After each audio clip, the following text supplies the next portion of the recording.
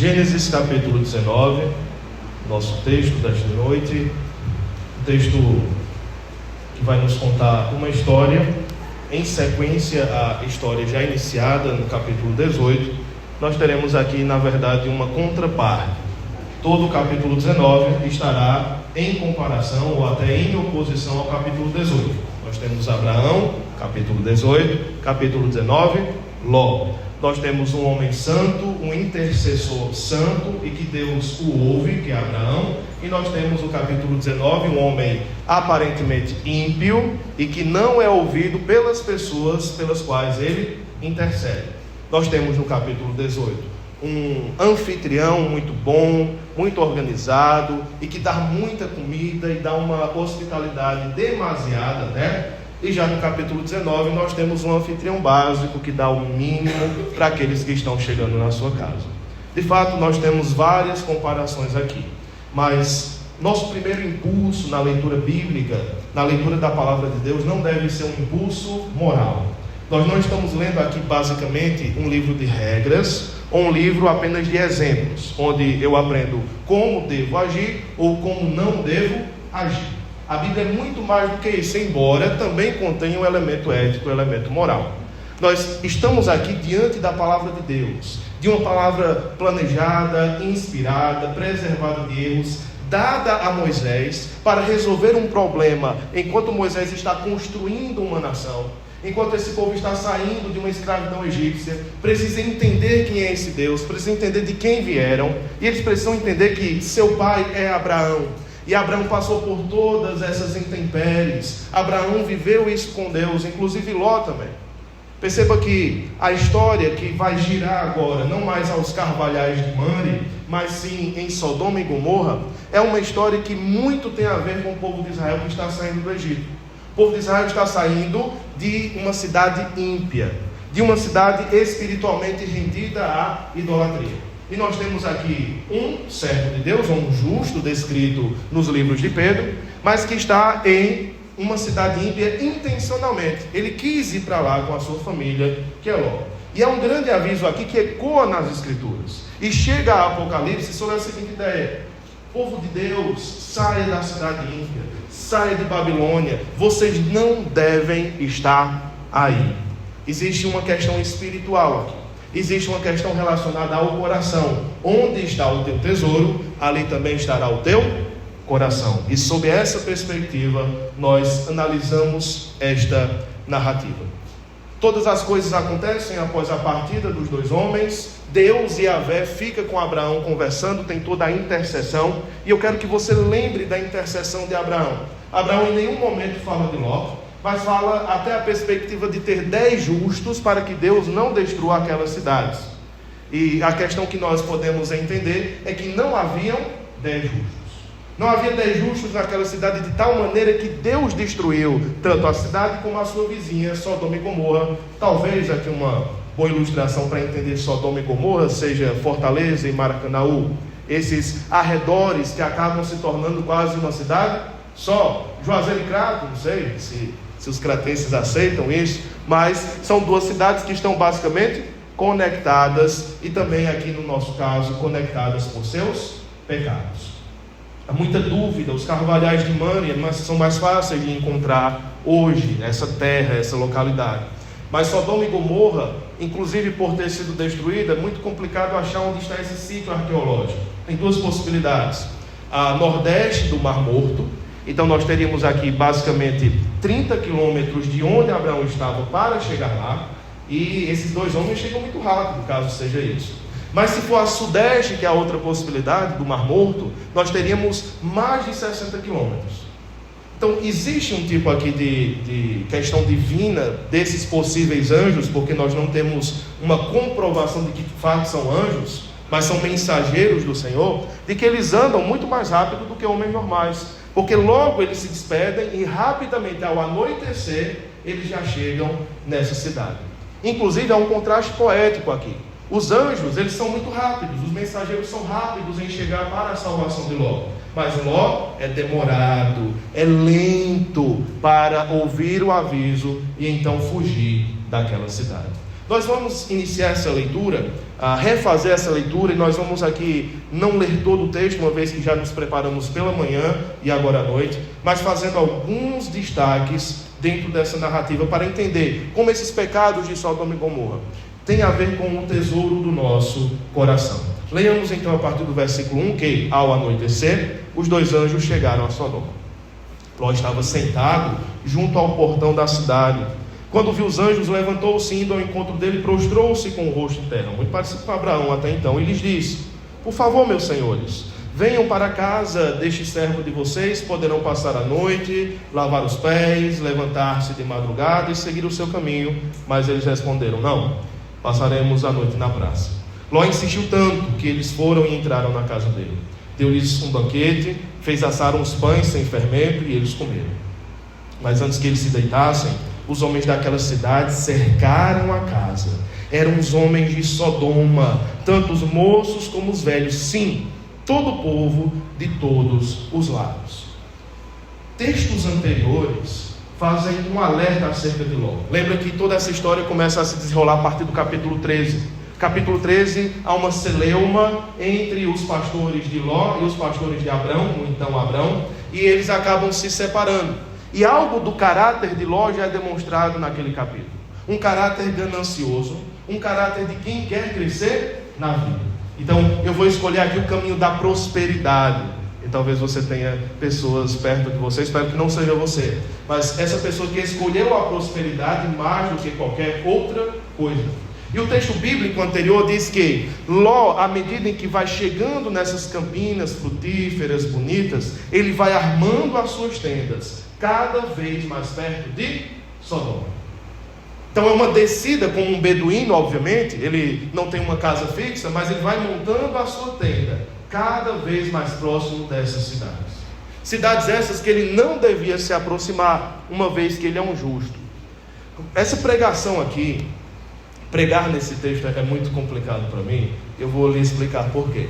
Porque existe uma voz na minha cabeça, que é uma voz difícil de calar, que é a voz de um autor de 1890 e pouco, chamado J.C. Ryle. E no seu livro Santidade, um livro que marcou a minha vida, ele tem capítulos dedicados tanto a Ló como a mulher de Ló. Então, sempre que eu volto para esse texto, não consigo deixar de ouvir a voz de Riley, lembrando-nos desses alertas espirituais de que não devemos nos aproximar da cidade da prosperidade, atraídos como mosquitos por essa luz que vai nos matar. E lembro muito claramente de Riley lembrando-nos, dizendo que Ló escolheu a mulher errada para casar, Ló escolheu o emprego errado para ter, Ló escolheu a cidade errada para morar. Todas as escolhas dele foram erradas. E as consequências, obviamente, chegam. São escolhas que, aparentemente, nós as superaremos. Não, se eu escolher a pessoa errada, mas eu vou dar um jeito. Mas o crente, muitas vezes, não entende que as decisões que ele toma diante de Deus são decisões que vão afetar toda a sua vida, inclusive a sua vida espiritual. Mas, ao que parece, para muitos crentes, as consequências para a sua vida espiritual são colocadas em último lugar na ordem das prioridades. Então, não importa tanto com quem eu vou me relacionar, desde que o jovem diz, se a moça for bonita, se ela for interessante. Não importa tanto a sua vida espiritual, se ela respeita os pais, se ela é crente. Importa que satisfaça o meu ego, de andar com uma moça bonita, de mostrar que estou namorando com alguém bonito, inteligente, próspero. Importa morar em Sodoma, porque é a cidade da vez. É lá que todo mundo cresce. Quem enriquecer, vai para lá. Lá você vai prosperar. É isso que nos importa, ao que parece. Homens mundanos, mulheres mundanas, tomarão escolhas mundanas. E é esse encaminhamento que nós percebemos aqui. Embora Abraão tome muitas decisões questionáveis na sua vida, ele toma decisões questionáveis, se arrepende e volta. Percebe o seu erro e volta para o trilho da vontade de Deus. O que não acontece com Ló. Ló está ali, Ló está sentado na porta da cidade, um lugar comum para juízes. E nós começamos a entender desde cedo que o trabalho de Ló é ser um juiz da cidade. Então, quando você analisa esse conceito, lá em Ruth também tem essa ideia dos juízes que sentam na beira da cidade, seria mais ou menos um conceito de um vereador de hoje, de uma Câmara Legislativa. Então nós poderíamos dizer que Ló entrou na política da cidade. Olha, você escolher Sodoma para morar e ainda entrar na política, você está se aproximando muito perigosamente da lama do esgoto. Ainda mais, se o seu coração não está firme no Senhor. Todos os elementos do texto estão nos apontando para mostrar que esse Ló é um homem fraco espiritualmente. Esse é um homem, muitas vezes, do qual nós poderíamos, inclusive, desprezá-lo, uma vez que ele não tem força para resistir às tentações, ele não tem força para dizer não, ele não tem força para guiar a sua família no caminho do Senhor. Esses homens chegam, inclusive esses dois homens querem apenas verificar o clamor da cidade. Eles não estão tão preocupados com Ló, mas Ló insiste para que eles durmam na sua casa. E o versículo 3 diz que ele insistiu tanto que Ló então conseguiu que esses homens fossem para a sua casa. E as próximas cenas, elas são perturbadoras, e elas serão refletidas lá em Juízes, em outra cena que vai acontecer muito semelhante com as suas diferenças, mas elas são cenas perturbadoras que vão indicar a prova cabal desse clamor que Deus tem averiguado na cidade de Sodoma e também na cidade de Gomorra. Esse clamor que nós temos visto desde o capítulo 18 diz respeito a um pecado, um alarido, um barulho de idolatria, de imoralidade sexual, de clamor dos pobres, de escravos que estão sendo oprimidos. Tudo isso está chegando aos ouvidos do Senhor. E Deus está incomodado com esses impropérios, com esses pecados que estão sendo cometidos diante da sua santa presença. De tal maneira que ele manda 2 anjos, 2 mensageiros, para verificar se isso de fato é verdade. E esta verificação se dá ainda muito mais claramente quando a turba está ali em torno da casa de Ló, percebendo que esses homens entraram e dizendo, versículo 5: onde estão os homens que de noitinha entraram na sua casa? Traga-os aqui fora para que abusemos deles. Existe uma palavra aqui que vai dominar esse texto, que é a palavra conhecer. E aqui cabe uma explicação para que você entenda a direção que as nossas traduções tomaram e por que certas escolhas. Quando você tem essa frase final, para que abusemos deles, você já está entendendo que é abuso sexual. Ou seja, uma relação sexual forçada e homossexual, porque são homens que estão cobrando esta relação sexual. Mas o verbo que nós encontramos aqui é o verbo conhecer, yadá. E pela manhã, inclusive, nós mencionamos essa ideia. Aí nós leríamos naturalmente assim: traga-os aqui fora para que conheçamos eles. Das 800 vezes que esse verbo aparece na Bíblia hebraica, 15 vezes ele está relacionado com relações sexuais. Quando o marido conhece a sua esposa, é um tipo de eufemismo para falar que eles tiveram relações sexuais. É um conhecimento profundo. Entendendo isso e sabendo que conhecer pode ser só conhecer mesmo, conhecer de vista, conversar com alguém, alguns tentam reinterpretar as Escrituras para evitar toda essa ideia de que Deus condena tanto o abuso sexual como Deus condena a homossexualidade. Então, em uma nova interpretação, o que é que tem sido proposto? Que a ideia aqui é que esses homens estão enciumados. Olha que inocente dessa interpretação. Esses homens estão enciumados, porque 2 estrangeiros chegaram, Ló colocou lá na sua casa, botou uma garrafa de café e não permitiu que a cidade conhecesse esses estrangeiros. Eles ficam com ciúmes e cercam a casa de Ló e dizem: tragam eles aqui para fora, porque a gente preparou um bolo para a gente conversar com eles. Por que é que você está guardando só para si a amizade desses homens? 2 motivos pelos quais essa interpretação não faz o menor sentido. Primeiro, porque nós temos toda a descrição aqui de uma turba, de um grupo que está com raiva, que está com ódio. Que tipo de relação desequilibrada nós temos aqui? Um segundo motivo é que logo mais à frente, quando Ló oferece as suas filhas, para dizer que as suas filhas são virgens, ele usa o verbo conhecer, yadá, dizendo que essas filhas nunca conheceram homem. Então, se no mesmo contexto yadá está sendo usado para falar sobre relações sexuais, obviamente nós vamos observar que aqui a escolha por abusemos deles está certa. Mas não nos enganemos, irmãos. Não nos enganemos, eu quero fazer esse aviso diante de tantas novas interpretações que a Bíblia acaba recebendo. Não nos enganemos.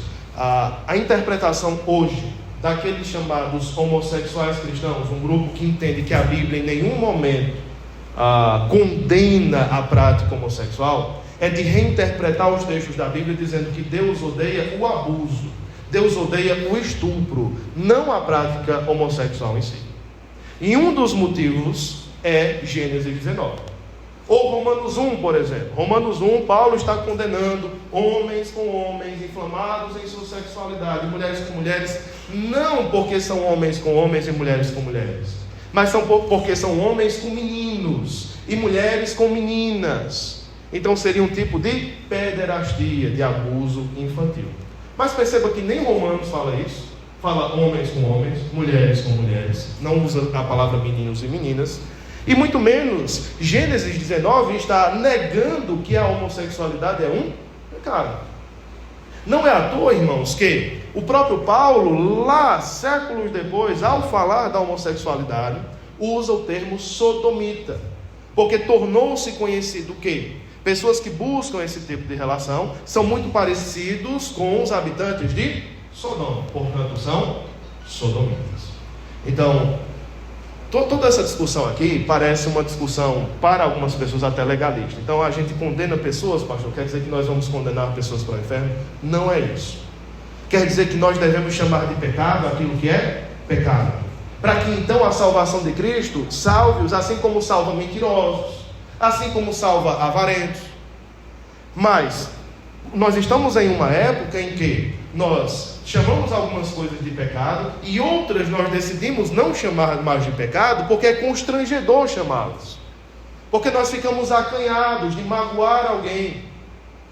Mas a Bíblia em nenhum momento assim faz, e é um aviso muito relacionado ao próprio Ló, porque Ló parece ter esse direcionamento do coração. É um direcionamento de quem sabe o que é certo, mas não avisa para os outros, de alguém que sabe que é justo, mas fica calado no meio da injustiça. Um tipo de apatia espiritual causada pelo mundanismo. De tanto nos acostumarmos com o mal, nós começamos a deixá-lo como está, não acusá-lo, não apontar seus erros. Nós apenas nos acostumamos, porque o nosso relacionamento com Deus está fraco. Essa turba, ela domina aquela casa, povos, moços, homens. E o versículo 5 diz: agora traga-os para fora. Versículo 6, Ló vai até a porta, fecha atrás de si como um protetor, como um intermediador, e diz: meus irmãos, peço-lhes que não cometam essa maldade. Olhem aqui, tenho 2 filhas virgens, vou trazê-las para vocês, façam o que quiserem com elas, porém não façam nada a esses homens, porque se acham sob a proteção do meu templo.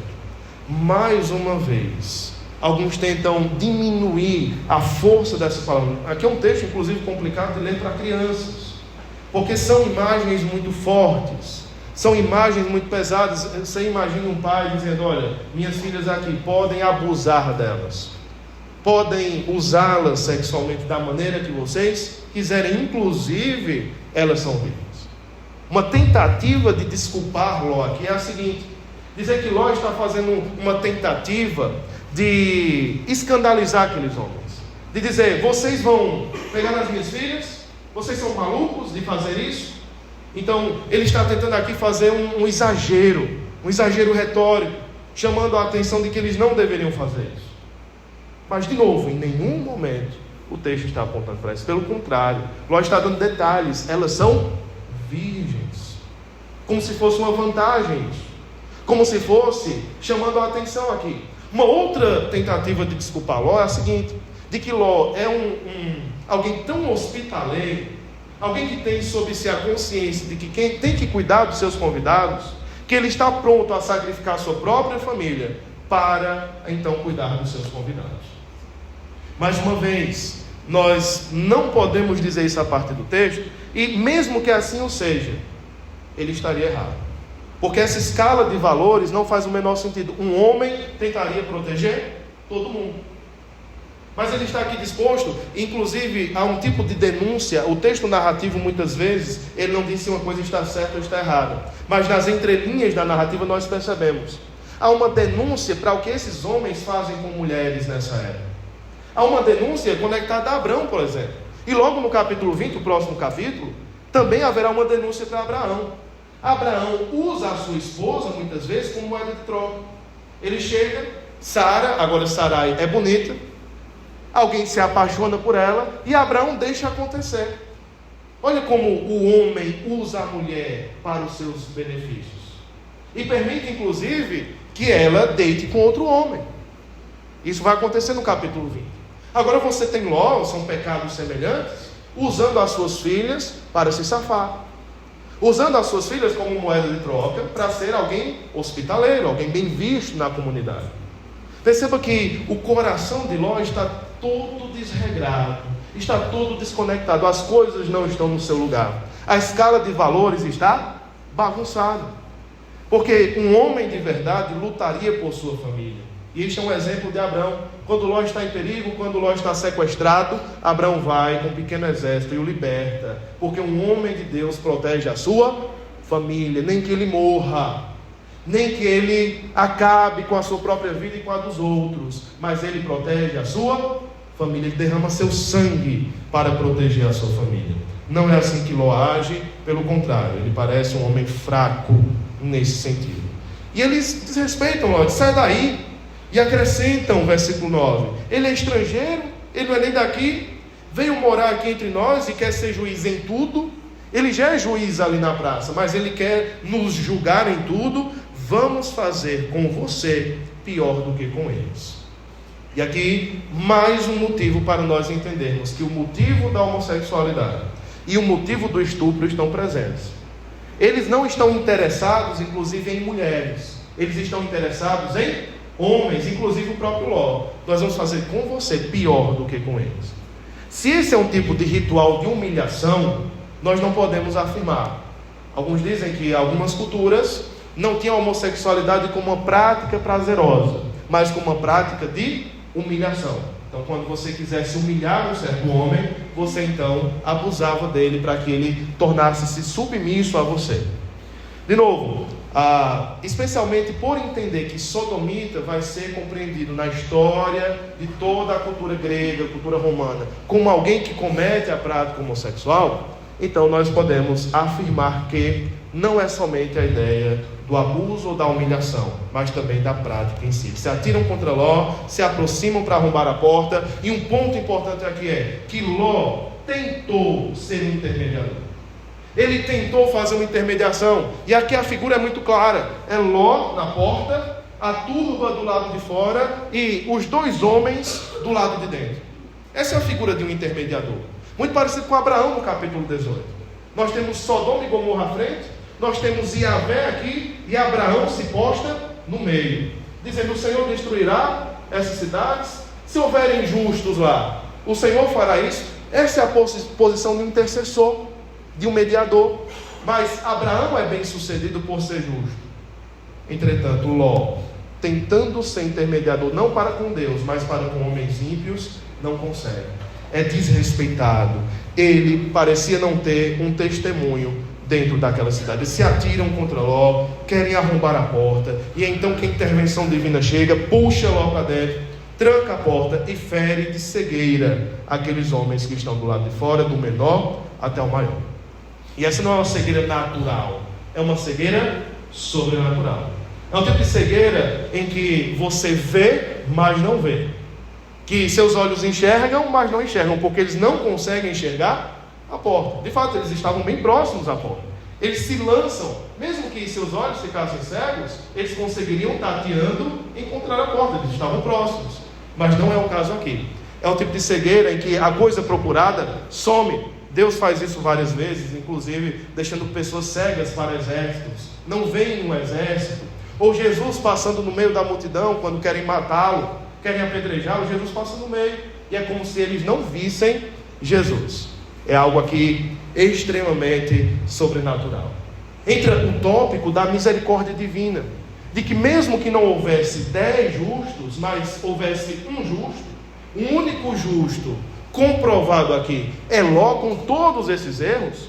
E eu passei anos para entender isso, como é que um homem desse é um justo, Como é que é possível um homem desse ser entendido como alguém justificado por Deus? Mas você precisa entender as doutrinas da graça, para então compreender como é que um homem desse pode ser considerado como justo no Novo Testamento. Mas havia um justo, e Deus, ao invés de salvar a cidade por conta de 10 justos, Ele salva um justo que tem menor do que o combinado, e então destruirá as cidades. É uma intervenção da misericórdia divina, que inclusive se estende para as pessoas que estão próximas a Ele. Um tema semelhante ao de Noé. Noé tem pessoas próximas que são salvas por causa dele. Aqui não se engane, que não tem a ver com uma salvação espiritual. Mas quando você serve ao Senhor, você acaba abençoando as pessoas que estão ao seu redor, mesmo que não convertam-se a Jesus Cristo.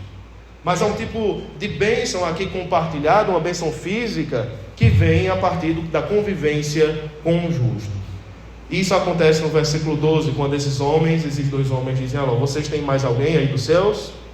Preste atenção no detalhe: genro, filhos, filhas, todos quantos você tem na cidade, faça-os sair daqui. Cadê a esposa? Genro, filhos e filhas. Os anjos não mencionam a esposa. Uma das possibilidades é que eles já sabiam que a esposa não saiu. Já sabiam que, embora as filhas também não sejam pessoas justas, mas a esposa muito menos, estava em um grau de degradação espiritual muito maior, de tal maneira que eles nem citam. O que é que você tem dos seus aí? Tem genro? Pois vamos libertá-los. Pois vamos destruir esse lugar, porque o seu clamor tem aumentado e tem chegado à presença do Senhor. Ló saiu, foi conversar com eles. Mais uma vez a fraqueza de Ló é evidente com esses genros, provavelmente noivos, ainda não casados, porque eles não conheceram o homem. Eles ouvem Ló e eles acham que Ló está brincando. A mesma palavra usada para quando Sara ri de Deus. Você está brincando comigo? Eu não consigo entender, eu não consigo compreender isso que está acontecendo. Imagine que, se esses genros sabem da situação que está acontecendo, de toda a cidade que se levantou para arrombar a casa de Ló, para pegá-los, para abusá-los, então eles veem Ló exasperado e dizendo: vamos fugir. Eles olham para esse homem fraco e dizem: você está brincando? Se eu me unir a você, eu vou ser destruído com você. Eu prefiro ficar com a cidade. Então, mais uma vez, a fraqueza deste homem, que não transmite segurança, é evidente aqui. Eles acham que Ló está brincando. Eles riem. Então a noite passa e, estranhamente, Ló ainda está em casa. Estranhamente, ele se demora, de tal maneira que pela manhã o sol já está nascendo. Os anjos apressaram Ló: vamos! Você não está entendendo a gravidade da situação?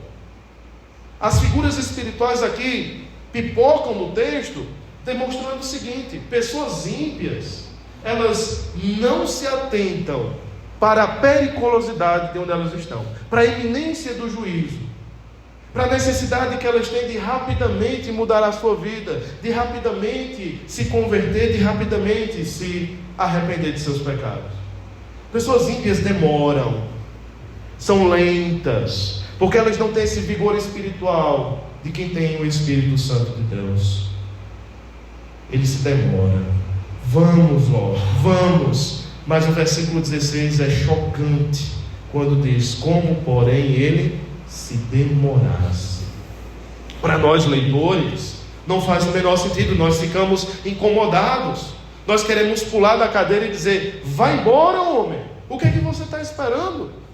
Você está esperando que esse povo passe a cegueira e pegue vocês? Você está esperando que o enxofre caia sobre a sua cabeça? A libertação veio e você ainda demora? Aquela piada mais velha do que andar para frente, da enchente subindo, o homem no telhado, e um helicóptero chega e ele diz: não, vou esperar o próximo. Não, Deus vai me salvar. Parece que essa é a loucura dos homens. O homem ímpio não consegue enxergar a salvação de Deus, e ele talvez pense que tudo vai dar certo. Talvez ele pense que no final das contas as coisas vão se ajeitar. A mesma coisa que você vê seu carro começando a quebrar, ele começa a fazer alguns barulhos, né? Não é uma experiência própria. Começa um barulho aqui, você ignora, diz: não é possível. e o barulho aumenta, e algumas luzes, como parece uma árvore de Natal, né? O painel do carro, e você diz, não, a carteira não vai aguentar, vai dar certo. Mas é um tipo de esperança que não faz o menor sentido. Ele não vai se consertar só. A tendência é que ele quebre mais. E se você tivesse sido rápido, o conserto seria mais barato. Mas você permitiu que a peça se desgastasse, até que você vai ter que comprar uma peça nova. Vai ter que ter um grande prejuízo aqui para aprender a ouvir os sinais.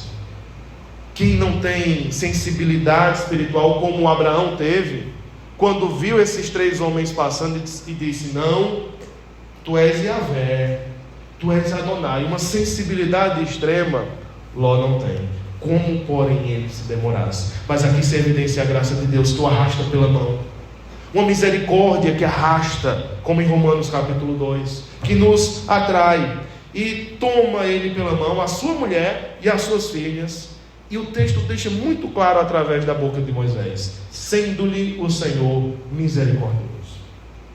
Deus assim o faz pela misericórdia divina, porque Deus o amou de certa maneira, e o tiraram e o puseram fora da cidade. E agora eles começam a corrida, uma corrida desenfreada. Corra, porque você deve ir para aquele monte, para que então vocês vejam a destruição. E Ló mais uma vez coloca barreiras no versículo 18. Assim não, meu senhor, eis que teu servo encontrou favor, obrigado, e tu tiveste misericórdia, muito obrigado, mas eu não posso fugir para o monte, pois receio que a destruição vá me alcançar e eu morro. Não, Senhor Jesus, deixa eu enterrar meu parente morto primeiro. Não, eu sou gago. Agora não, Senhor, depois irei. Senhor, eu tenho medo, eu não posso fugir para o monte. De novo eu repito, para quem está fora é muito fácil. Para quem está fora daqui é muito fácil perceber que isso é loucura, que existe uma destruição iminente, que existe um percurso, existe um local de salvação, e o homem está dizendo que não consegue. Existem guias, existe perna para correr, mas o seu coraçãozinho não aguenta a pressão. Existem certos grupos dentro da igreja, de crentes. Tem crentes que são revoltados com Deus, que tiveram um grande sofrimento, então eles acabaram esfriando, se afastando, não entendendo o que Deus fez na vida deles, e acabam ficando ali revoltados, com raiva.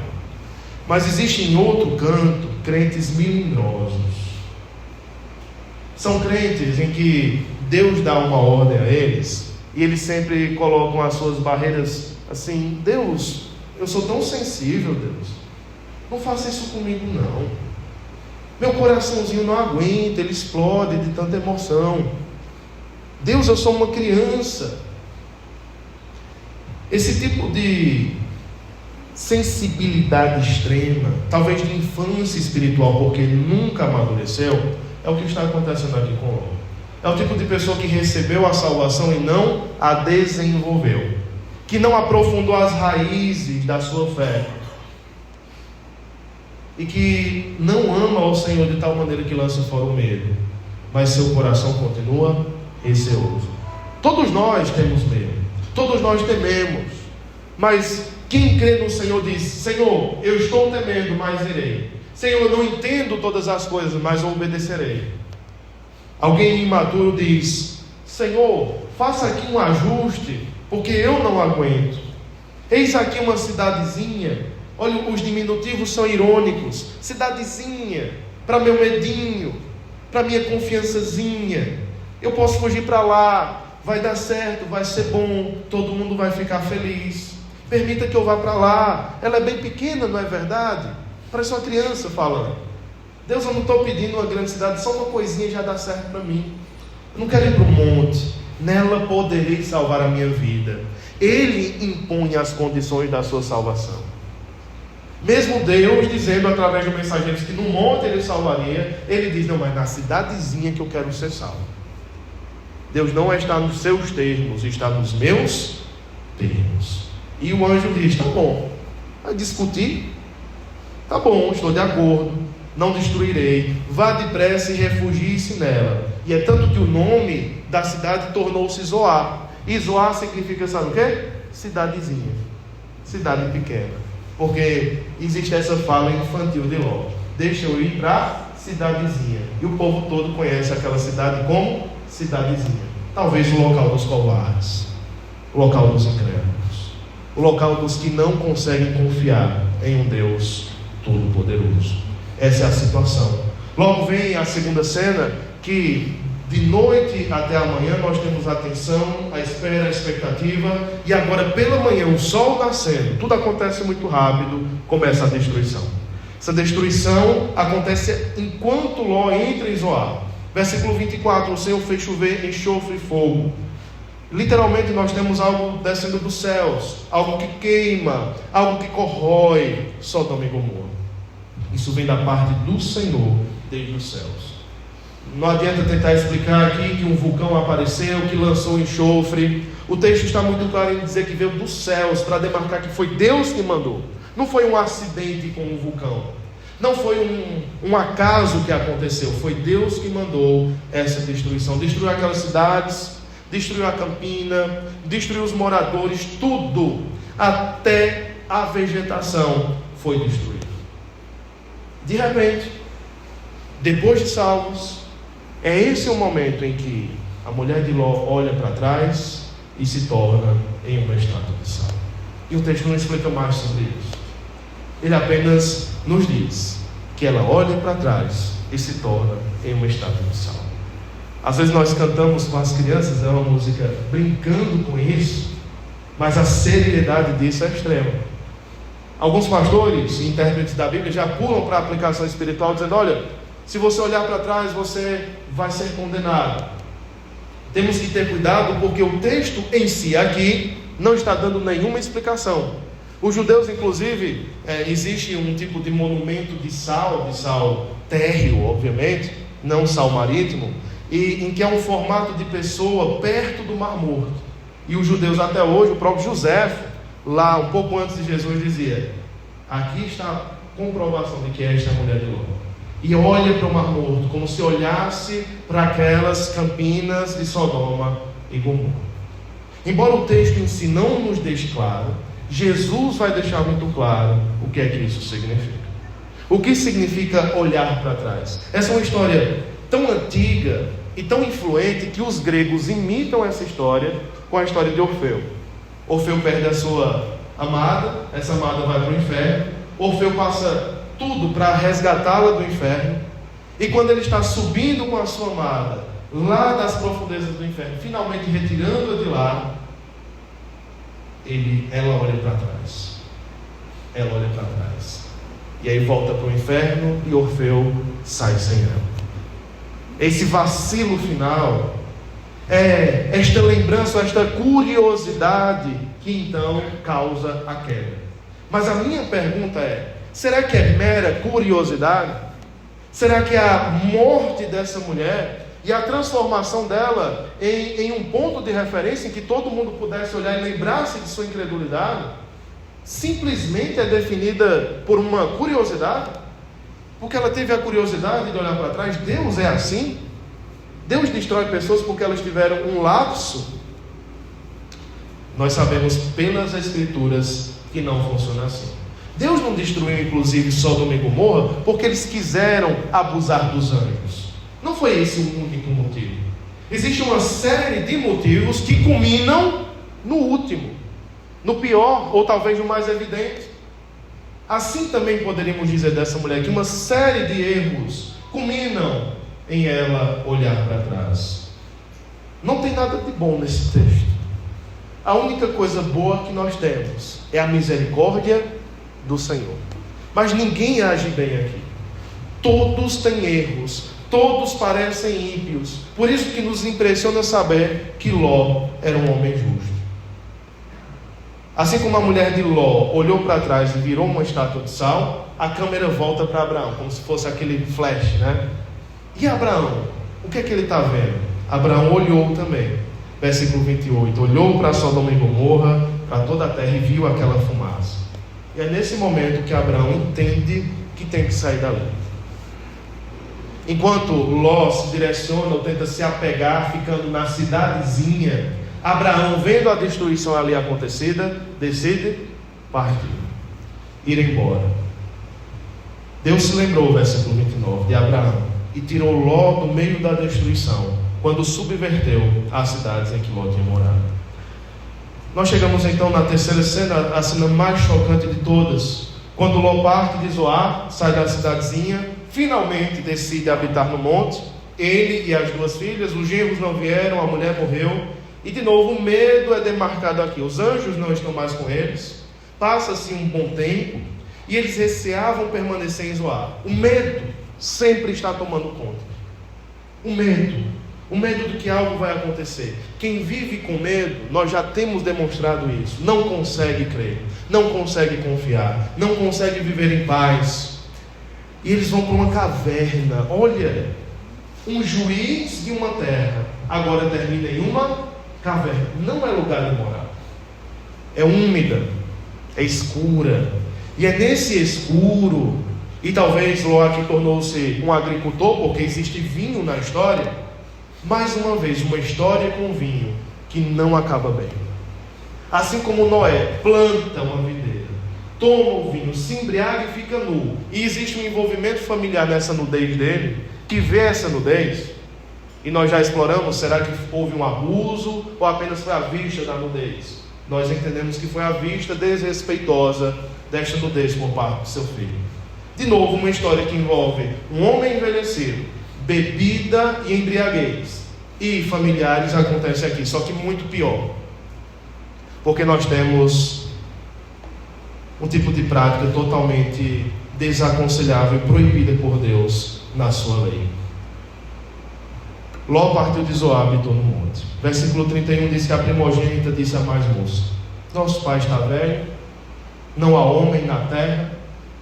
E claro que não está falando de toda a terra, mas nas terras próximas que venham nisso conosco, segundo o costume de nossa terra, não sabemos qual é. Talvez ela está se lembrando inclusive das ordenanças de Yahvé, um tipo de piedade aqui religiosa, não tem mais ninguém assim. Então venha, 32, vamos embebedá-lo com vinho, deitemo-nos com ele e conservemos a descendência do nosso pai. Uma das cenas mais chocantes da Escritura. Filhas deitando-se com os seus pais, com o seu pai. E um pai que bebe e fica bêbado junto com as suas filhas. A irresponsabilidade aqui é geral. Aí nós temos um tipo de ironia, porque se Ló antes estava oferecendo as suas filhas como um artefato sexual, você imagina a educação que essas meninas tiveram, você imagina a criação que essas meninas tiveram, porque agora elas entendem, têm a ideia de que podem usar seu pai como um objeto sexual. O texto em nenhum momento fala de prazer, um tipo de perversão, que elas estão apaixonadas por ele. Tudo bem, mas o texto está falando de uma vontade de procriar, e não existe nenhuma barreira moral aqui para usar o seu pai para isso. A gente vai usar ele. O velho bebe, é só dar bebida para ele. E ele tanto bebe que não lembra dessas noites, não lembra do que aconteceu. Embora não haja uma explicação, é muito provável que ele entendeu, quando as duas apareceram grávidas, o que aconteceu. É uma desgraça total. Ló some. A mulher de Ló não tem nome, essas meninas não têm nome, e nós não podemos culpá-las por completo, porque a sua criação foi uma criação terrível, uma criação centrada apenas em si mesma. Embora ela tenha um tipo de religiosidade, não tem homem da nossa tribo aqui para a gente se deitar. Olha como a religiosidade opera, sendo que o padrão moral deveria ser superior. Não tem homem, mas nosso pai é nosso pai, a gente não pode ter relação com ele. Mas a religiosidade, ela é apenas superficial. Elas dão à luz a dois filhos. A primogênita dá à luz a Moabe, significa Moav. Av, como eu já falei, de Abraão, significa pai, o Ábio. Então é do meu pai. Bem simples. Esse é o filho do meu pai. Já a outra, mais nova, dá à luz um filho e chama de Ben-Ami. Ben significa filho e Ami do meu Senhor. Filho do meu Senhor. As duas estão deixando muito claro que o incesto aconteceu. O nome dos filhos, elas não parecem ter vergonha. O pai é meu Senhor, o pai é meu pai, e ele é filho do meu pai. E esses são os líderes, ou futuros líderes, futuros cabeças de Moabe e dos Amonitas. A Luz ao filho lhe deu o nome de Moabe, e ele é o pai dos Moabitas, versículo 37, e no versículo 38, Ben-Ami, e ele é o pai dos Amonitas. Dois vizinhos de Israel que sempre oprimiram Israel, que serão pedras no sapato de Israel, que serão uma desgraça. Porque muitas vezes temos demonstrado aqui que dos pecados humanos Deus pode tirar coisas boas, mas o padrão é que dos pecados humanos surjam coisas piores, porque a tendência natural é de que um pecado gere algo pior lá na frente. Não se ampare sob a perspectiva do milagre. Não, mas meu pecado, pastor, Deus pode transformar numa coisa boa lá na frente. Pode, mas é a exceção. Não se ampare sobre isso para cometer seus pecados. Ah, pastor, mas eu tive um filho fora do casamento, né, traí a minha esposa, mas quem sabe esse menino não vai se tornar um pastor? Você vai se amparar nisso para pecar? Você consegue ver o futuro? Como é que Deus permitiria que você fizesse isso intencionalmente, sendo que a lei revelada do Senhor é a lei que deve nos guiar? Isso não deveria acontecer. E aqui está um exemplo claro do curso natural das coisas. Incesto gerou desgraça nacional, gerou desgraça para a família de Abraão, que não tinha nada a ver. Qual a culpa que Abraão tem aqui? Mas Israel pagará essa pena por conta do pecado de Ló, da fraqueza, da apatia e do pecado de suas filhas. Reflita aqui um pouco comigo. Eu sei que a história é longa, mas a história é conhecida e ela não é complicada, mas eu quero fazer aqui algumas reflexões. Deus pode destruir pessoas, instituições e cidades ainda hoje. O Deus do Antigo Testamento é o mesmo Deus do Novo Testamento. Essa divisão que nós fazemos não existe. E eu quero te lembrar que, embora tenha a homossexualidade, o abuso, a opressão para com os povos, dentre os pecados listados de Sodoma e Gomorra, o pior pecado que talvez você não percebeu é o desprezo pelos mensageiros de Deus. Quando uma nação, quando um local despreza os mensageiros de Deus, ela está fechando a tampa do seu caixão. A última cena na história de uma nação é quando ela despreza os profetas, os apóstolos, os enviados do Senhor. Duvida disso? Deixa eu ler para você Apocalipse 11, 7 e 8. Só ouve.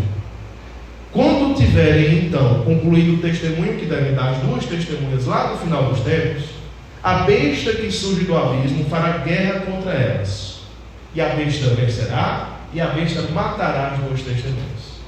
E os seus cadáveres vão ficar estirados na praça da grande cidade, que espiritualmente se chama Sodoma e Egito. Essa cidade, que também foi o local onde o seu Senhor foi crucificado. É um nome espiritual, se tornou um nome espiritual para a cidade da destruição, para a cidade contrária a Deus. E a marca dessa cidade é matar os enviados do Senhor. Leia os evangelhos. A acusação que Jesus faz contra os judeus é porque eles mataram os profetas.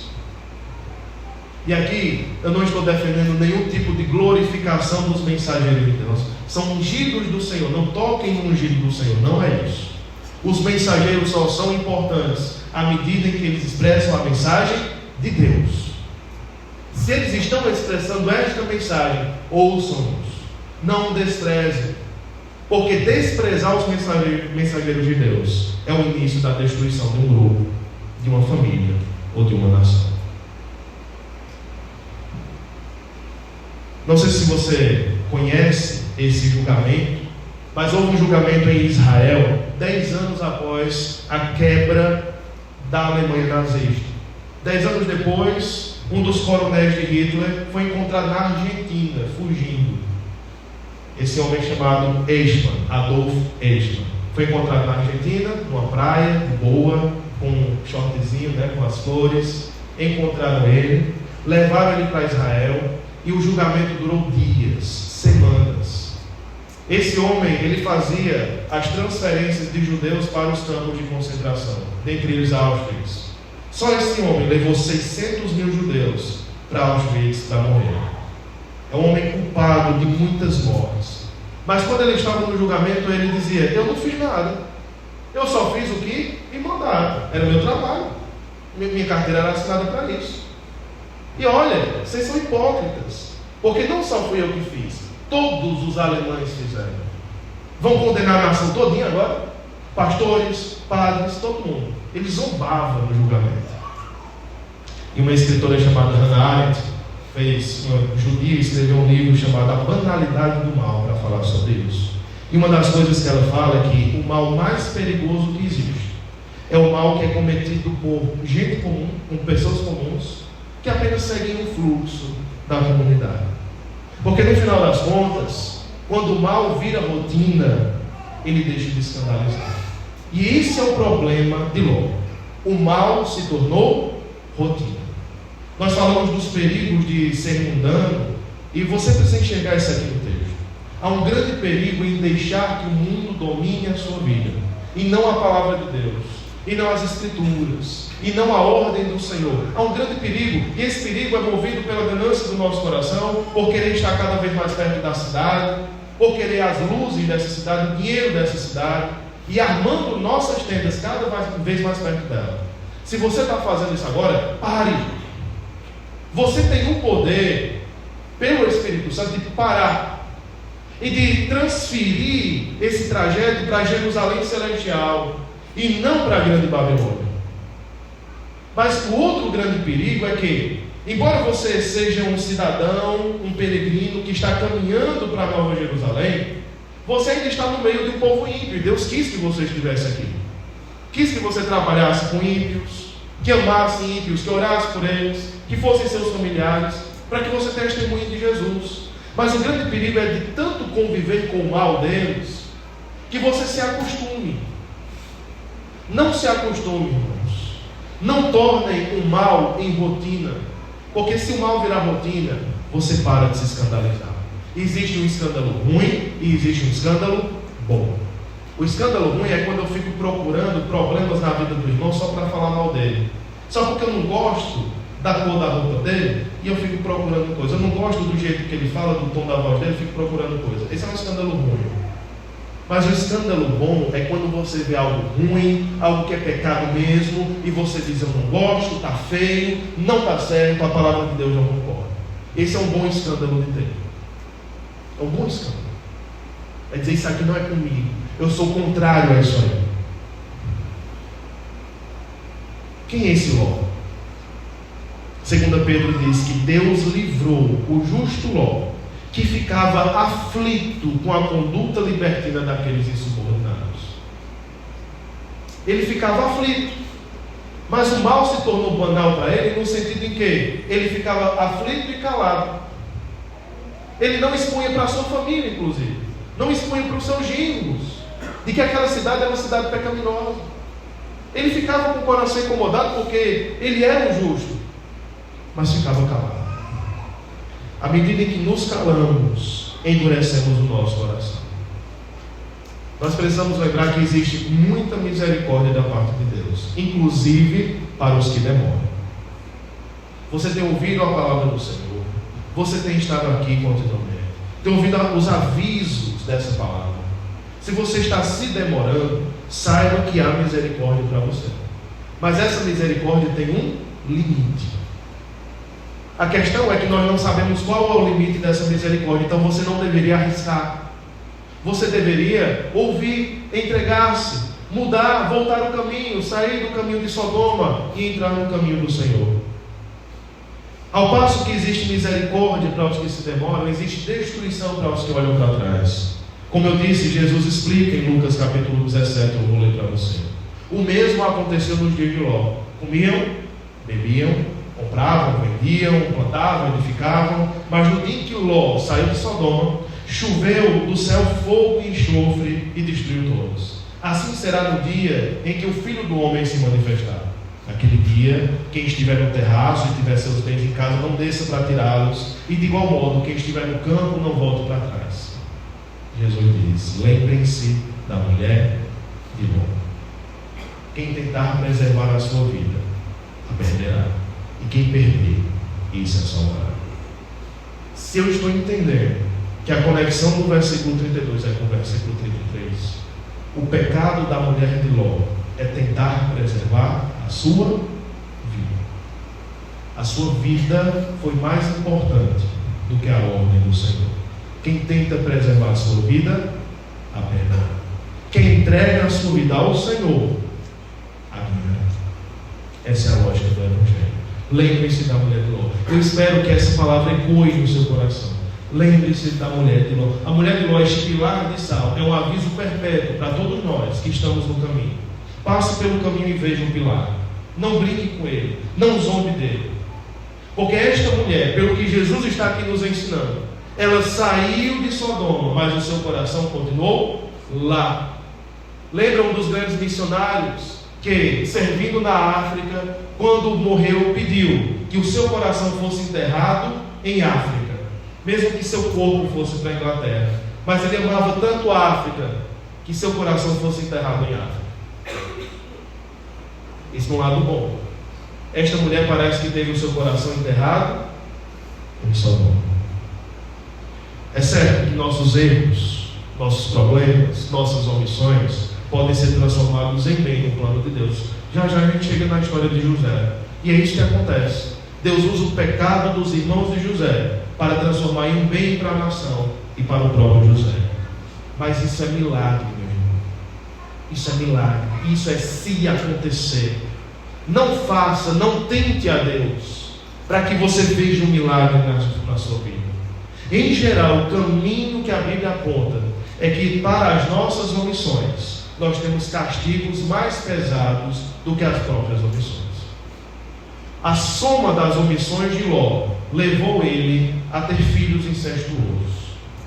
A soma das omissões de Ló levou ele a ser desprezado pelos seus genros.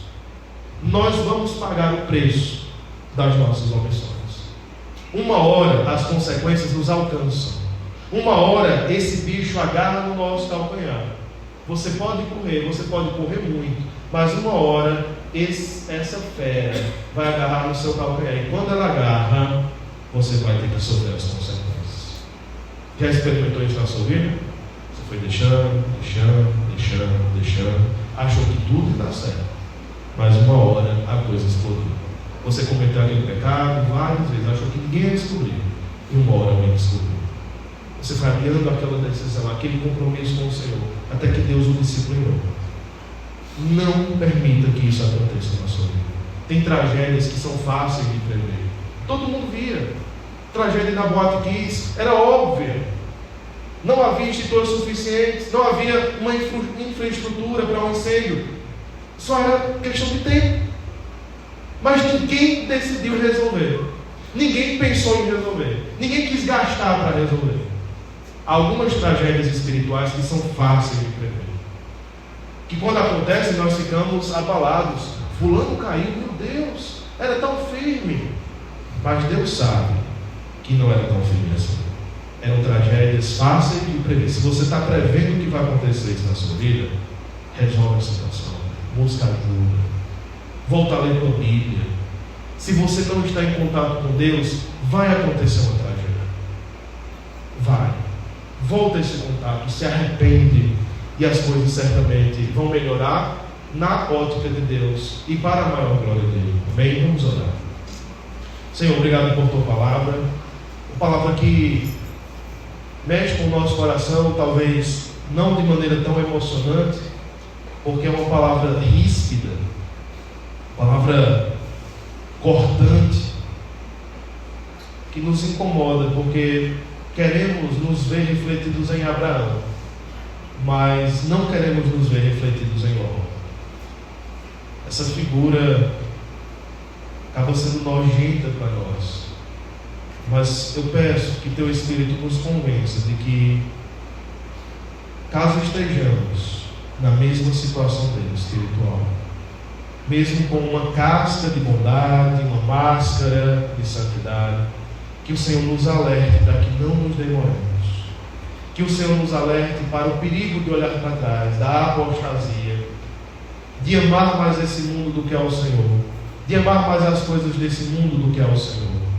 Faz-nos lembrar de que os tesouros dessa terra não são suficientes para agradar o nosso coração, mas apenas os tesouros que estão no céu, que não podem ser perdidos, que vale a pena perder tudo, perder Sodoma, perder Gomorra, perder o brilho deste mundo, para sermos encontrados com Deus, para sermos recebidos na glória e mantermos a esperança que mesmo em meio ao sofrimento, Cristo está em nós, e esta é a esperança da glória. Nós te agradecemos por esse tesouro que o Senhor nos dá e por nos conduzir a Jerusalém Celestial.